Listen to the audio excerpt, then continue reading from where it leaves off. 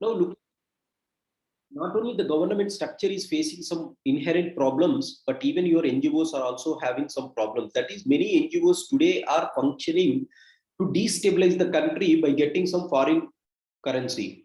So, in the grab of doing some voluntary service, again, some NGOs are doing some harm to the country. So, the lack of transparency in the operation of these NGOs is again the biggest problem that you have seen or we are seeing today. That is why, if you look at the present day government, they have kept many restrictions on the NGOs. Now, after that, look at the civil society. I said civil society is playing a crucial role in the government. Civil society today, it has become apathetic. Remember the Tirukural statement: falsehood take place when falsehood takes the place of truth when it results in unblemished good, right? Common good. So civil society today started accepting falsehood as a norm rather than an exception. So the civil society itself is apathetic, and you lack some force or you lack some committed civil societies, which is really asking for some changes. So civil society itself is in a state of slumberness. That is, they are sleeping today. Unlike, so I am comparing like the past. When you got independence, the civil society was so organized, but today the civil society itself is disorganized, or civil society again had their own vested interests. So civil society is sleeping or it is in slumberness. Added to this, look at your private institutions. Private institutions are also playing a crucial role in governance. I said private institutions do not have the objective of the so-called social welfare. Rather, today, more or less every private individual or private company, they are looking for only the objective of profits. They are not bothered about governance, and they are not bothered about ethics in their governance. Look at the first generation. Again, first generation players who contributed to the growth of the country. They have really survived. Jamshedji Tata, or look at the Birlas, or look at Dhirubhai Ambani also. The motive of these players were different, unlike the present day players. So they were profit oriented rather than social oriented. This is another problem that you see in the government structure. And one more biggest issue that you find in the government structure is the so-called corruption, because of the inclusion of rich persons or the inclusion of capitalists in the governance structures. So corruption is facing a big problem, or corruption is one of the biggest thing that you find in the system. Now, this is the thing that you see at the government level, the problems at the government level. Look at the governance level, or the objectives, or the down level, right? The problems here, I said, social division is there. If you are favoring one fellow, the other fellow becomes angry on you. The second one, you find economic divide. The third thing, though economic growth is there, it is not reflecting in the so-called development or inclusive growth, not even in sustainable development, not it is resulting neither happiness. As a result, today men has become machines. That's it. We are not bothered. So as a result, because of this, society started being apathetic again, civil society, right? Fourth one is the, again here, one more thing. Apart from these three, you have one more thing that is called the fourth pillar, press, right? Today, look at the press. Press was again biased. Every party has its own press. Biasedness was increased in the press. And social media, if you look, it is flooded with half truths, right? Or what do you call that? What do you call that term? Half truths or fake truths. Some word is here, right? Social media is today totally circulated by post truths. Post truth, anyone? So today we are seeing that problem. So again, the problem existed in the four pillars of democracy, along with your NGOs, along with the civil society, along with the private players. So the government itself is playing a crucial role, and they have the problems. In the governance also, you have social divisions, economic divisions, growth, development divisions, and then dilemmas existed. I'll come to the dilemmas next because that is the next thing in the syllabus.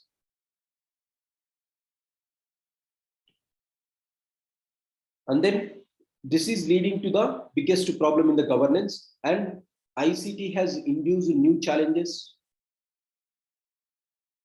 in governance, such as the increased lack of illiteracy about, or lack of awareness about the information communication technology tools with all the people, and it has started creating some more thing called digital divide, right? And increase in the cyber crimes. No, this is the thing which is facing a crucial problem. These are the problems in the present day governance. Now, one more thing is, so these are the problems. Now, what is the ethical issues, or what are the dilemmas for governance today? The dilemmas of governance is, one is whether the state should look for welfareism, or should it focus on capitalistic growth, privatization. That is what you are seeing, right? The second dilemma that you are seeing is whether growth should be given importance, or whether development should be given importance, whether sustainable development has to be given importance, or whether you have to give importance to the so-called happiness.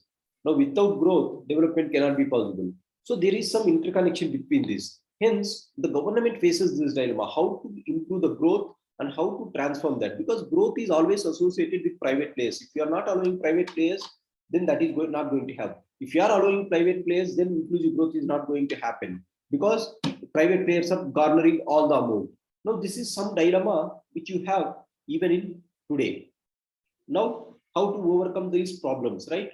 Whatever the dilemmas that you are facing, some NGOs are playing this. So again, write the same thing. What I said, present status at different levels. You have the problems there. The dilemmas existed with each and every person. Look at this. The dilemmas existed in the legislature, right? Which law I have to make, whether it should be on the welfareistic measure or the capitalistic measure, whether it is going to work or whether not going to work. On the other side, dilemmas in executive, write about the foundational values. What are the dilemmas that people face? Conflict of interest, lack of integrity, or when you have to take the decisions. On the judiciary side, how to overcome that problems. That is, there is many ethical issues on the judiciary that you can write. Through criminal justice system, you can write about whether the investigations has to be fast enough, and then, or whether the justice should be delivered very fast or it should be going very slow. And then NGOs, whether NGOs has to be totally given free hand, or whether there should be some strict restrictions on them. And then look at the civil society, which is apathetic, and some civil society organizations are also anti-national. As a result, you have such acts like UAPA, Sedition Act.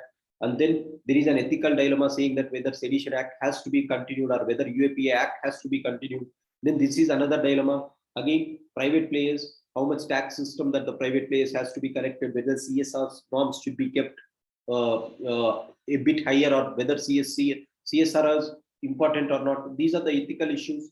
And again, governance, to which society or to which group you have to give more priority, on which basis, whether it is economic basis or caste basis or educational basis, on what basis you should give affirmative actions, how you have to overcome these economic divides, how you can ensure growth, development, and sustainable development growing parallelly, and how you can inculcate ICT with the least challenges, such as cyber crimes. So these are all the ethical issues that you find in the governance. So the point that I wanted to say is, once you develop this concept called the broader picture about the administration of the present day, you can write, no need to even study. You can write about the problems. You can write about the so-called challenges.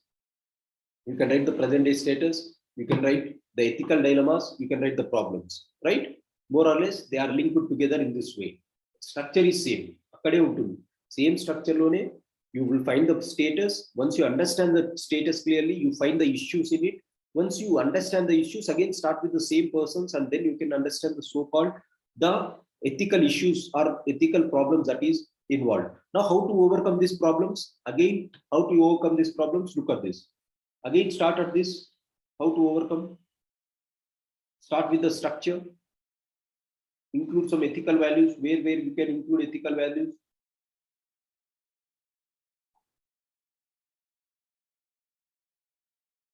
Start at this, again, legislative.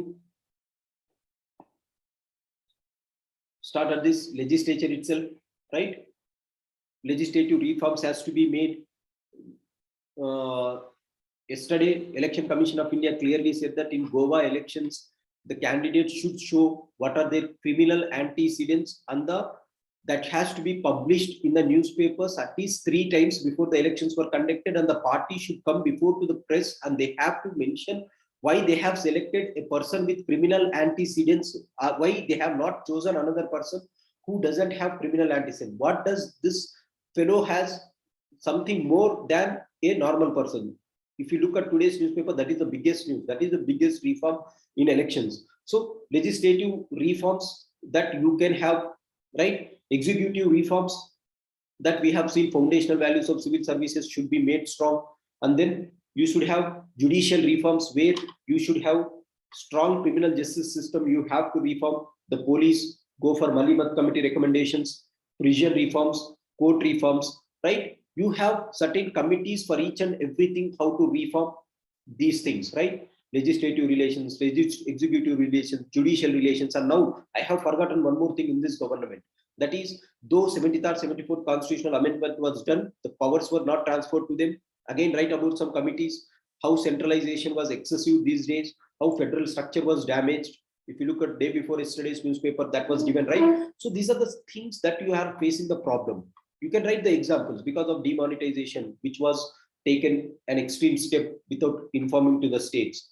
During vaccination, states were not given the priority. GST compensation, states were not given the role, or states were not given their promised assurance or promised money. So you can write all these examples. GST implementation, without consultation of the states to the proper level, you have implemented it at a very high level, right? And the increasing cess, fiscal federalism is being lost. So if you write all these things, government problems. Now look at this, how to overcome that. Government reforms, executive reforms, judicial reforms, police reforms, prison reforms, court reforms. There is one particular committee for each and everything, 1 or 2 committees. If you are mentioning that, if you have studied in quality, you can write all of them here. Now, NGOs, how to overcome NGOs? The government of India has come out that all the NGOs should register at the State Bank of India with the Delhi headquarters. Everyone should go and they have to enroll it. So these type of things, they can help you. Civil society, how to make civil societies more vigilant, create awareness, create some persuasion techniques, create some influencing techniques, right? Private players, corporate governance you have. Now, how to improve governance? Governance should be transformed. To overcome social divisions, go for certain reservations, which will be just not based on caste census, but go for certain reservations where you will be giving equal priority to social, economic, and educational backwardness, not just from social to educational backwardness, right? And ensure that there is certain economic growth is leading to sustainable development. Maybe your tax reforms can be structured, or taxation system can be restructured. And whenever you are going for developmental activities, give some importance to the so-called what do you call that, EPA, environmental impact assessment, right? EIS. Go for EIS, inform the local people. Today newspaper, it has carried about the tribes, how this FRA Act was implemented. So this is the thing that you can do, right? And again, you have one more thing in the syllabus, which gives some information in order to improve governance. What is the thing that you can do? Make the governance transparent, accountable. How you can make it accountable? By being transparency. You study about something called RTI that we'll study. So transparency can be improved. Improve the work culture. How you can improve the work culture? By building up the team spirit and by showing something called code of conduct at the work, code of ethics for people, and then citizens charters, right? These things helps in governance. And then you have to reduce corruption. We'll study how to reduce corruption. Once you are doing these things, that is called accountability, transparency is increased, then corruption can be decreased, and usage of ICT is also going to help you in reducing corruption. Now, these are the ways in which you can build the answer from the same content. The content is same. That is why I have taken this much time to discuss how the structure was organized, because it has answers for 4 questions. Look at this. Public and civil service values and ethics in public administration. For that, I said concept of public service is important and philosophical basis of governance important. Once you understand how the philosophical basis of governance has started, then I discussed about what is the present status and what are the problems. Status itself indicates the problems, and ethical concerns and dilemmas in government. It is speaking about not in governance, in government. Whenever look at the term government, government means the above structure, the top structure, right? So you write about the legislative issues, executive issues, judiciary issues, NGO issues, civil society issues, the press issues, right? You can write about the other players, whoever is involved in that structure. Again, federal issues, right? That is what the ethical concerns is there. Private institutions, I said, unlike your earlier days, private institutions were totally profit motivated. They are not social consciousness today. So these are the issues that you are facing. So more or less, in order to overcome these problems, you should have some ethics in governance, or you should inculcate. Again, in order to overcome these problems, go to again individual concepts and you solve them. This is the way in which you can solve them. Once you are solving them in that way, your governance is going to be nothing but good governance, right? If you are solving all these problems.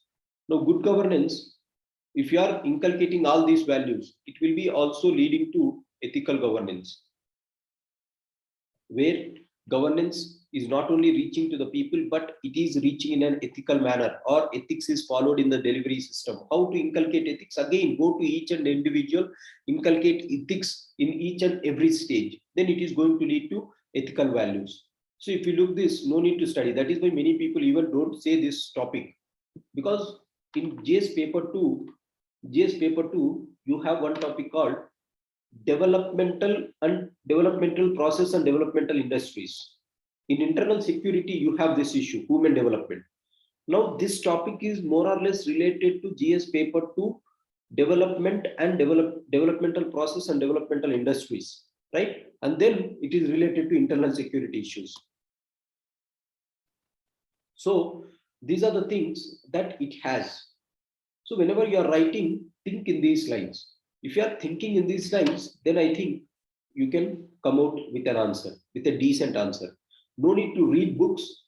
Open your minds and think, okay, what are the problems? What are the solutions that we can offer for this? So this is what I wanted to say for this topic, that is called the concept of civil services,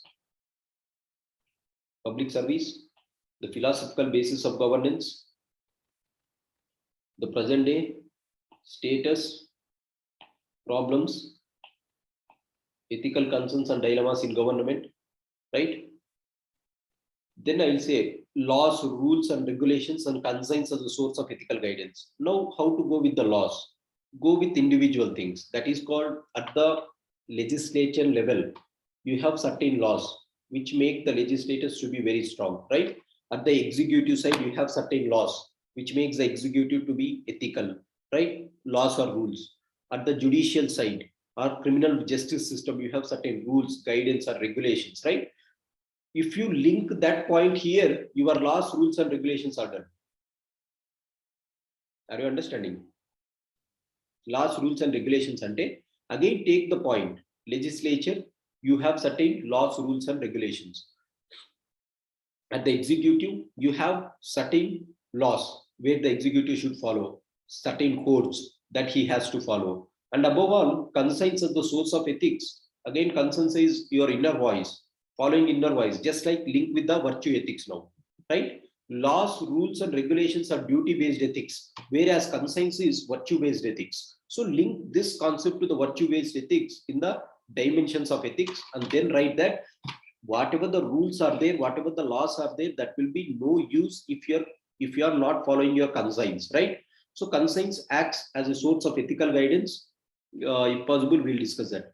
Accountability I discussed earlier also when I was discussing the point of here itself, right?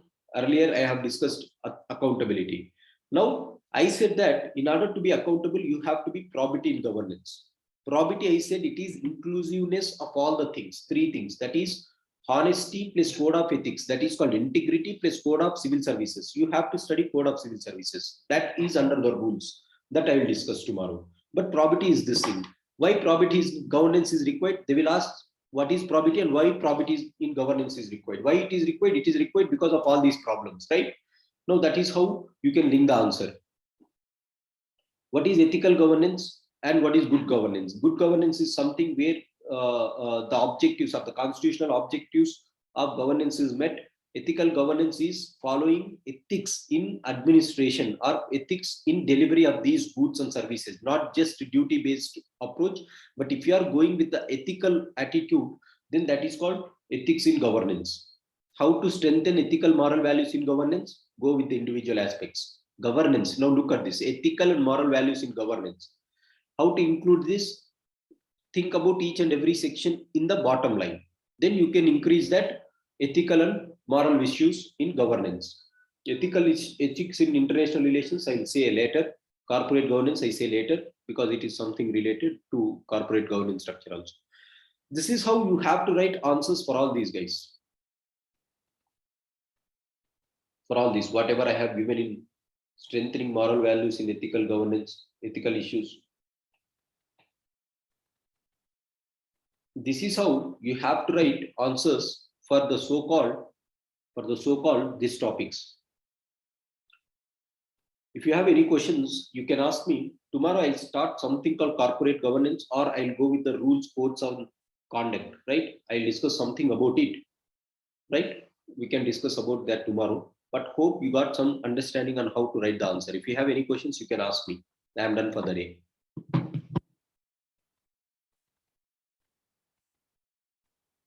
Is it? Did you understand? Did you get an idea?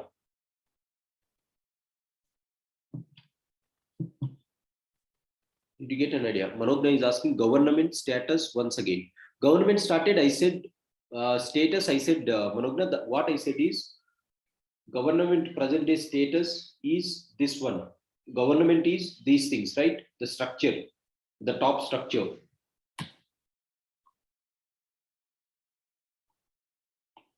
Governance is this structure, okay?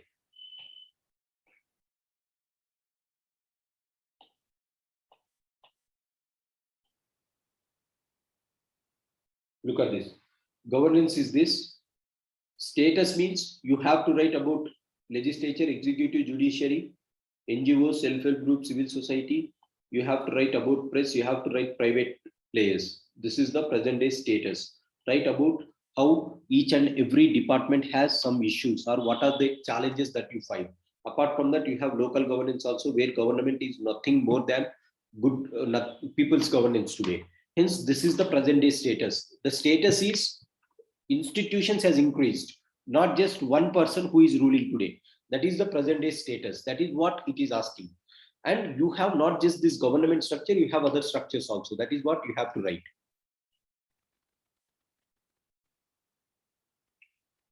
Is there any other question? Hope you got it, Manogna.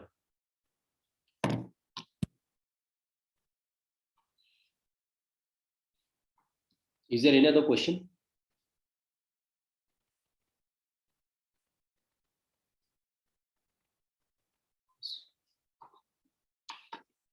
So I think you got some fair idea about how to write these things. Just go with the same thought process. Newspaper I will be sharing today. I will be, sorry. This is how you have to think about answer writing while you are writing. And from this, once you do this, it has certain linkages with, that is what I'm saying, development and developmental process in GS paper 2, inclusive growth in GS paper 3. There is one concept called inclusive growth in GS paper 3. And then there is, in internal security, you have these issues. Bad governance or linkages between development and spread of extremism.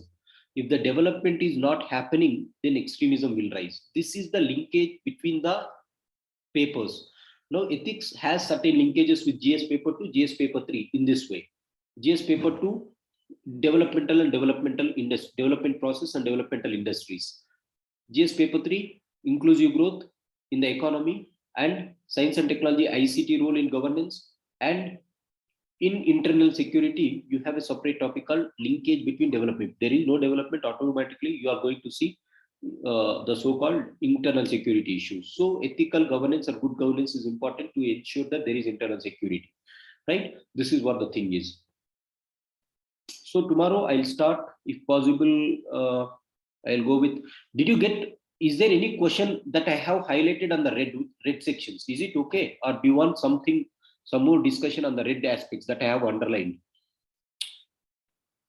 Last two chapters.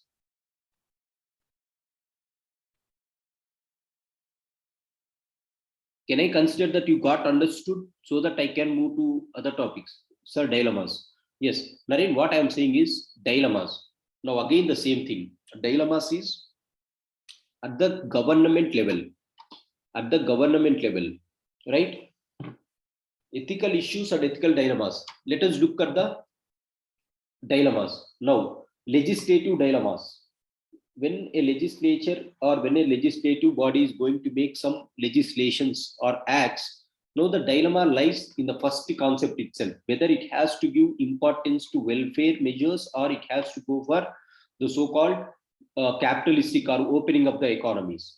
Now, this is in the law making itself, you have dilemmas, right? That is first thing. Look at the executive. You know, executives ethical dilemmas such as conflict of interest, right? You can write those things. Look at the judiciary. Judiciary is, the dilemma is justice delivery versus speed delivery of justice. Justice delivery versus speed delivery of justice. That is one dilemma in these three structures.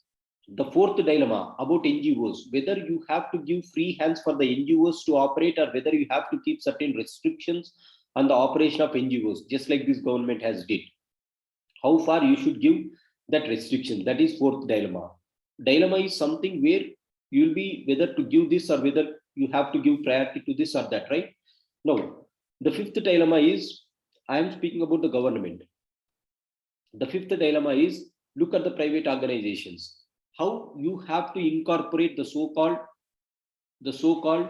CSR values, whether CSR is really important for private players or how you can make them to be a part of development, right? This is one dilemma, whether to give full hands to them to operate freely. On one side, privatization is that, but on the other side, whether CSR norms are important or not. Think about on those lines.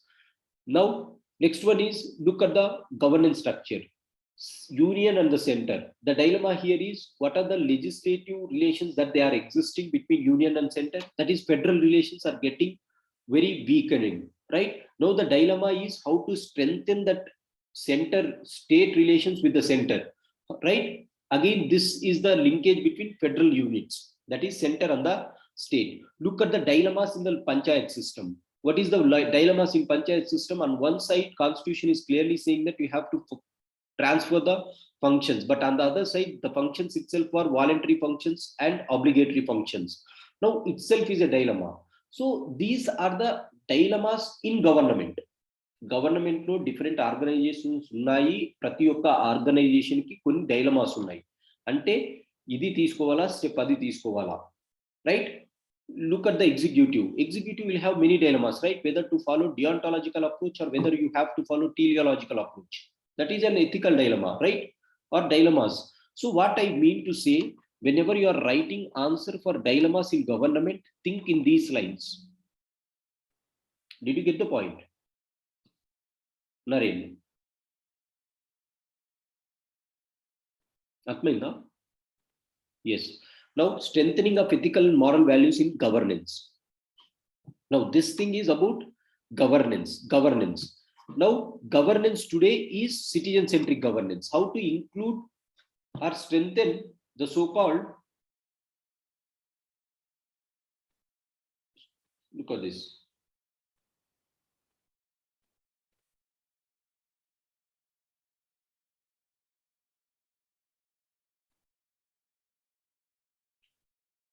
Now, this is the governance aspect, right?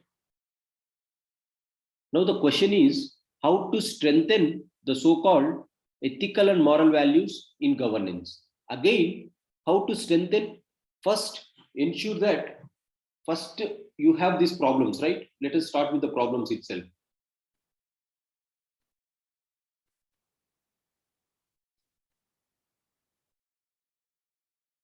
Government policies should always aim, or though government is focusing on capitalization or capitalism, still government shouldn't look after or shouldn't go neglecting the citizens' welfare.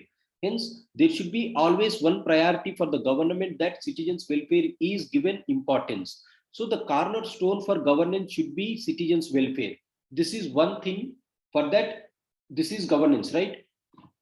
Hence, government should always focus on the vulnerable sections that you have to write, right? That is one way of inculcating ethics or inculcating some values in the governance. The second one is, this is the same thing. The second one is, whenever you are considering about growth, government should take measures that the growth is not just going to be in few hands. It has to be rerouted to address the inequalities in the society. How it can be rerouted? Again, with the government principles or government policies such as tax reforms, are giving some initiatives such as universal basic income to some poor people, some allowances to the poor people, some subsidies to the poor people. So that is how you can make governance growth to be inclusive to overcome this problem. And then growth has to lead to development. That is, government should not come out of certain public goods initiatives such as education. Government should focus on education. Government should focus on health. Government should focus on the standard of living of the people. For example, education. Government of India has been focusing on education. Right to education was made. It has to be implemented properly. Health, Ayushman Bharat scheme. Government of India is focusing a clear role in ensuring that there is developmental activities, that is a growth is resulting in the development, right? This is called good governance, right? Now governance, good governance at what you are meeting the constitutional objectives, right? Because of these things your development is happening. Now how to ensure sustainable development? Follow that economy versus ecology. Now sustainable development is this. Now during this period, in order to overcome this dilemma, give some importance to environmental impact assessment, give more concern about environment before taking a decision, involve the local population, involve the tribals, Adivasis in governance, right? Then it is going to improve your decision making, right? And then how to overcome social divisions? Again, by having some influence and persuasion techniques. That is, when you are giving some priority to some sections, pursue the other sections that these persons are having the real backwardness. That is the reason why you are giving this, right? This is how you can inculcate. So the problem is, in the governance you can make it good governance again if you go through this system. That is what the point is. You are not able to link to ethics and morals. I didn't get you. Not able to link to ethics and morals. What does that mean? Okay, you got it now, right? What I am saying is, link each and everything with the concept. Answer అక్కడే ఉందండి. స్టేటస్కి అదే స్ట్రక్చరే. నేను అందుకే అంటున్నా, ఇండివిజువల్గా చదివితే it will not remember. Have a broader framework. ప్రజెంట్కి స్టేటస్కి అదే ఆన్సర్ ఉంటుంది, ప్రాబ్లమ్స్కి అదే ఆన్సర్ ఉంటుంది, ఇష్యూస్కి అదే ఆన్సర్ ఉంటుంది. ఆన్సర్ సేమే. ఏ కాన్సెప్ట్తో రాస్తున్నాం అనేది డిఫరెంట్ అవుతుంది అంతే. But answer is same. That is what I say. If you develop just this thing, no need to read again and again. You will just get some examples and throw it on the paper and then it will appear very good, right? Let me see. Is there any other question that you have on what I have? Can I consider that whatever that is in red is done?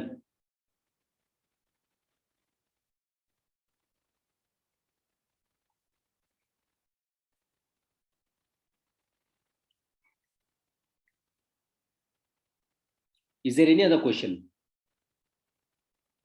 Anyone? So you are fine with these concepts? Yes. Then I will go with something which is not highlighted, maybe like RTI or code of ethics or code of conduct, like that. Tomorrow we'll just see that. Thanks for joining. Good night to everyone.